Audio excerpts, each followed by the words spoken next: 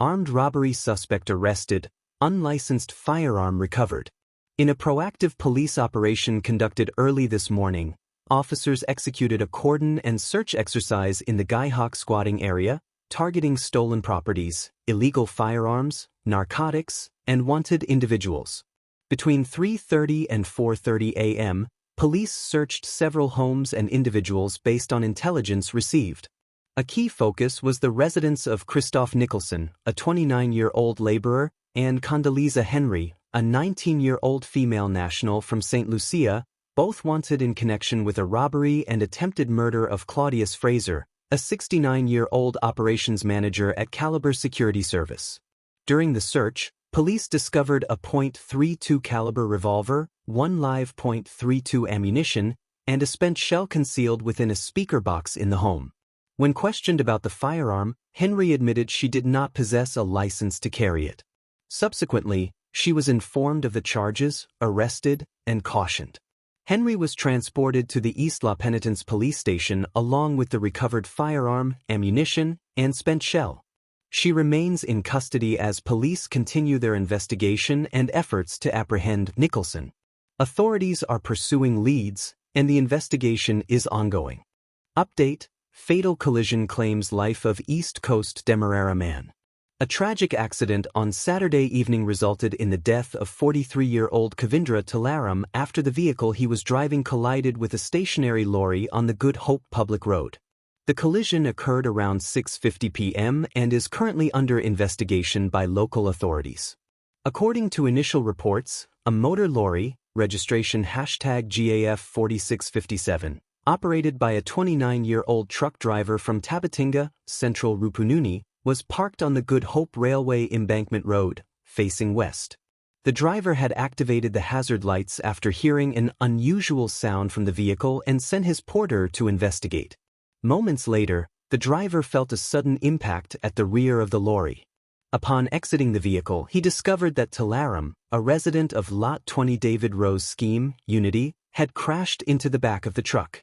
Talaram suffered severe injuries from the collision. Quick-thinking bystanders helped extricate him from the wreckage and placed him in a police vehicle, which rushed him to the Enmore Regional Hospital. Unfortunately, he was pronounced dead upon arrival. His body is currently at the hospital mortuary, awaiting a post-mortem examination. The lorry driver underwent a breathalyzer test, which revealed no alcohol in his system, and he has been taken into custody as police investigations continue. Local contractor tragically drowns near Ruby Back Dam. In a heartbreaking incident on Saturday evening, Raj Bursa, a 44-year-old contractor from Ruby Back Dam, drowned near a local drainage canal around 7 p.m. According to police reports, Bursa had been drinking at a nearby shop when he stepped outside to urinate near the canal. It is believed that he lost his balance and fell into the water. At the time of the incident, the sluice was open, causing a strong current that likely swept him away from where he fell. Residents quickly alerted the police, who arrived on the scene and organized a search party. After approximately 2 hours of searching, Bursa's lifeless body was located about 60 feet from the initial point of entry into the canal. Authorities transported his body to the Leonora Cottage Hospital, where a doctor confirmed his death. A police examination revealed no signs of violence. Bursa's body has since been taken to the Ezekiel Funeral Home, where it awaits a post-mortem examination, PME. The community mourns the loss of a local contractor, and investigations into the incident are ongoing. Roysdale Ford endorses Aubrey Norton. As members and supporters of the People's National Congress Reform, PNC Reform, and a Partnership for National Unity, APNU, gathered at the Square of the Revolution to kick off their election campaign on Sunday, Senior Counsel Roysdale Ford publicly announced his full support for Aubrey Norton as the party's presidential candidate. Ford, who was among the early contenders for the party leadership during the last internal elections, stepped back prior to voting day citing various concerns. In a statement shared on Facebook, he emphasized the significance of the upcoming elections, stating, "This election is just not another date on the calendar. It's a chance to reset our nation's course, to reclaim dignity, equity, and opportunity for all." He expressed pride in endorsing both Norton for president and Juritha Fernandez for prime minister under the APNU banner. Aubrey Norton is a man of the people, tested, proven, and grounded in the principles of democracy and national unity, Ford remarked, highlighting Norton's understanding of the struggles faced by everyday Guyanese. Ford also praised Fernandez, describing her as a symbol of modern Guyana. Juritha brings a breath of fresh leadership. Her vision, integrity, and compassion make her essential for inclusivity and innovation in our future, he stated. As a candidate on APNU's list for the upcoming elections, Ford reiterated his commitment to constitutional governance, legal reform, and economic unity. An APNU government will respect the rights of citizens, ensuring their voices are heard, he affirmed. The stakes are high, the time is now, and the choice is certainly clear, Ford concluded, offering his full endorsement of the Norton-Fernandez ticket ahead of the elections scheduled for September.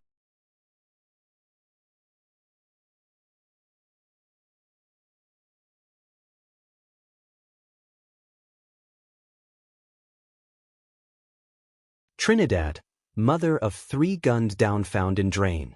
Sunday Express reports, a mother of 3, Valine Vanessa Campbell, 34, was shot dead on Friday night in Enterprise, Guyana, in what her friends and family are calling a senseless act of violence. Campbell was discovered lying face down in a concrete drain around 7:50 p.m., shortly after police received reports of gunfire in the area. Officers from the Guyana's Criminal Investigations Department, CID, arrived at the scene to find her with a gunshot wound to the upper back. Authorities do not suspect robbery, as Campbell's purse was found beside her. The Sunday Express reported that friends, family, and neighbors were devastated by the news of her death. Community members expressed their shock and grief, highlighting the impact of this tragic loss on Campbell's family and the wider community. Trinidad, beloved singer-songwriter Aline Maloney passes away. The music world mourns the loss of beloved singer-songwriter Aline Maloney, who passed away on Sunday after a courageous battle with cancer. News of her death spread quickly across social media, leading to an outpouring of tributes from fans, fellow artists, and the cultural community. Aline Maloney gained national recognition when she was crowned Digicel Rising Star in 2007, capturing the hearts of many with her incredible talent. Jazz vocalist Vonette Bigford expressed her sorrow, stating, "My heart sings a broken-hearted melody today. Broken-hearted for you, Aline Maloney.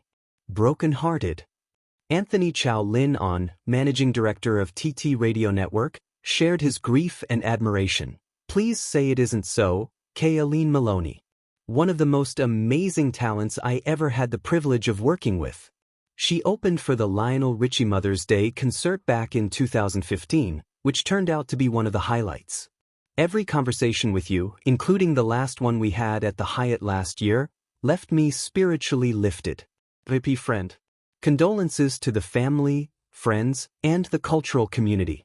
Dr. Nyan Gadsby Dali, Lady Vice Chairman of the People's National Movement, PNM, shared a heartfelt remembrance. "I remember the first time I saw you over 25 years ago when the Barataria Este Youth Chorale visited Laventil Este. You had just joined Laventil Este's choir, and we all agreed, this new girl could sing. That designation defined much of your life. What a loss. I'm lost for words. God bless your family with peace. Rest easy, Kay, and sing with Roxy now." Aline Maloney's contributions to the music scene and her spirit will be greatly missed. Her legacy lives on through her music and the impact she made on those who knew and loved her. Simona Broom's campaigns for ALP presidency promises to end corruption. Simona Brooms, the presidential candidate for the Assembly for Liberty and Prosperity, ALP, is actively campaigning with a strong message. A vote for the ALP is a vote to end corruption and party politics. Brooms argues that such politics have marginalized citizens from development and investment opportunities based on perceived political affiliations. In a recent interview with News Source, Brooms, a former member of the PNC Reform and minister in the APNU plus AFC administration, criticized the current regime for its practices regarding contract awards. She claimed that contracts are often given to affiliates of the ruling People's Progressive Party/Civic, PPP/C, with opportunities contingent on political alignment. For you to get a job, you have to be a member of this party. For a short-term contract, you must align with them, Brooms emphasized. We cannot afford to go on like that. When you get into office, you represent the entire country, including the opposition. Should the ALP secure victory in the upcoming elections, Brooms pledged to utilize the country's resources for the development of all Guyanese, ensuring equal opportunities for everyone. It is not about compromise, money, or fame, it's about bringing good change for the Guyanese people. Poverty is wicked, and I cannot stand its presence, she stated passionately. Brooms indicated that once the ALP's list of candidates is approved by the Guyana Elections Commission (GECOM), the party will present a comprehensive blueprint addressing various economic and social issues, including poverty, unemployment, the high cost of living, and crime. Poverty is significant, and the challenges faced by the elderly and persons with disabilities are pressing. Every Guyanese deserves the right to own a home. We don't believe in children growing up on dams, she added. As the ALP prepares for nomination day, Brooms and her team have been visiting various regions to engage with potential candidates and voters. Many citizens have expressed concerns about the rising cost of living and the lack of adequate support from the government.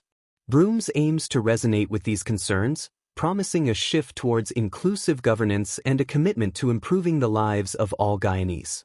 Ethnic Relations Commission calls for responsible conduct ahead of 2025 elections. The Ethnic Relations Commission, ERC, has issued a call to all political leaders participating in the upcoming 2025 general and regional elections to act responsibly and foster national harmony within Guyana's diverse society. The ERC expressed concern over recent media reports highlighting incidents that have heightened tensions among supporters of various political parties. In light of these developments, the Commission emphasizes the responsibility of political leaders to promote respect, restraint, and unity during the electoral process.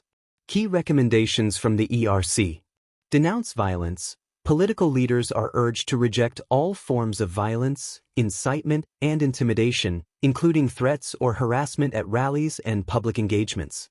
Encourage peaceful engagement. Leaders should consistently advise their supporters against acts of provocation or hostility toward others. Use respectful language. The ERC calls for leaders to avoid language that could incite division or violence, particularly along ethnic or political lines. The Commission firmly opposes any form of violence or intimidation throughout the election period, urging leaders to discourage threats or disruptions at political events and in public spaces. They emphasize that elections are a democratic right and should occur in an atmosphere of peace and mutual respect. The ERC plans to hold a code of conduct signing ceremony following nomination day, where all political parties contesting the elections will commit to upholding the values outlined by the Commission. This initiative aims to ensure a safe, inclusive, and respectful electoral process for all Guyanese.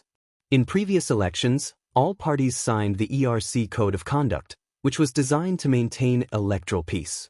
The ERC hopes to see similar commitment in the upcoming elections to promote unity and harmony across the nation. Guyana Press Association elects new Executive Council. The Guyana Press Association, GPA, held its general members meeting on Sunday, July 6, 2025, at the Theatre Guild in Kingston, where a new Executive Council was elected. Journalist Iva Wharton was chosen as president, with Ariana Gordon serving as vice president. The council also includes Svetlana Abrams as honorary treasurer and Samantha Aline as assistant treasurer.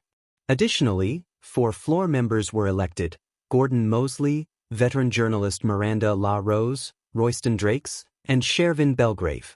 In her acceptance speech, Ms. Wharton emphasized the importance of collective involvement among media professionals. I want to make it clear, we are the GPA, not just this executive.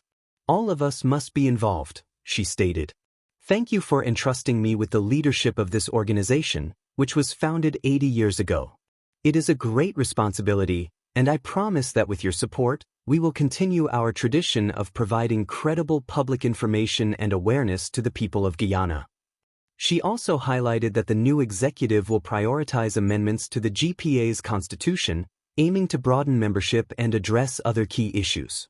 The meeting was attended by over 60 members, with 61 full members casting their votes.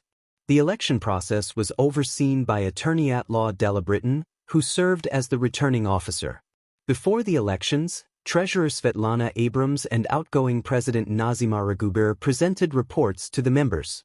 Abrams provided a financial overview covering the past 2 years and announced that the association's 2023 audited financial statement has been filed with the Deeds and Commercial Registry and is now a public document. The event was observed by representatives from the British High Commission, Canadian High Commission, and the United States Embassy, reflecting the importance of the GPA in promoting press freedom and professional integrity in journalism. As the new Executive Council takes office, the GPA looks forward to strengthening its role in the media landscape of Guyana. Suriname Parliament elects Jennifer Simons as first female president. Suriname's parliament made history on Sunday by electing Jennifer Simons as the nation's first female president. The decision sets the stage for the former parliamentary speaker and physician to lead a country on the brink of a significant oil boom. Simons received backing from Surinamese lawmakers just 6 weeks after a closely contested legislative election, where the ruling party and its main opposition nearly tied in the race for seats. This led to a coalition agreement to support Simons' presidency. In the May 25 parliamentary elections, Simons' National Democratic Party, NDP, secured 18 seats, while the Progressive Reform Party, HP, led by outgoing President Chon Santoki, garnered 17 seats. The remaining 16 seats were held by smaller parties. The process for electing the president in Suriname is indirect. Following the general election, members of the National Assembly cast their votes for the president. A candidate must obtain a 2/3 majority to secure the position. I come into this office to serve, and I will use all my knowledge, strength, and insight to make our wealth available to all of our people, said Simons, 71, in her inaugural speech after being elected with resounding applause from lawmakers. She emphasized her commitment to addressing the needs of young people and those who have faced limited opportunities. Simons acknowledged the weight of her new responsibilities, particularly as the first woman to hold the office. I do not need many words. My thanks, and we will get to work, she stated. Outgoing President Chon Santoki, a former police commissioner, congratulated Simons and took responsibility for his administration's shortcomings, particularly regarding protections for the vulnerable sectors of society. He expressed a desire to be remembered for his dedication to the country and confirmed his intention to continue serving as a member of parliament post-transition. A coming boom. Suriname, which gained independence from the Netherlands in 1975, is poised for a financial surge with its first major offshore energy development project, the Grand Morgu project, led by Total Energies, set to begin production in 2028. This development is expected to position Suriname as a competitive oil producer, similar to neighboring Guyana, which saw its economy grow by 43.6% last year. Despite the promising economic outlook, the recent campaign saw little discussion regarding how the next government should manage the anticipated influx of revenue as it prepares to govern until 2030. Simons' election was solidified through a 6-party coalition agreement 2 days after the parliamentary elections, but was not officially confirmed until Sunday's vote. Her inauguration is scheduled for July 16. Alongside Simons, Gregory Rusland, leader of the National Party of Suriname, NPS, will serve as vice president. Simons previously held the position of parliamentary speaker for a decade until 2020 and was the second highest vote-getter in the recent elections, receiving over 41,700 votes. She now leads the NDP, a party founded by former President Desi Bouterse, who had a significant influence on Surinamese politics for decades before his death in 2023 while in hiding, following a conviction for the 1982 murders of 15 government critics. As Suriname transitions to new leadership, all eyes will be on how Simons addresses the challenges and opportunities that lie ahead, particularly in light of the impending oil boom.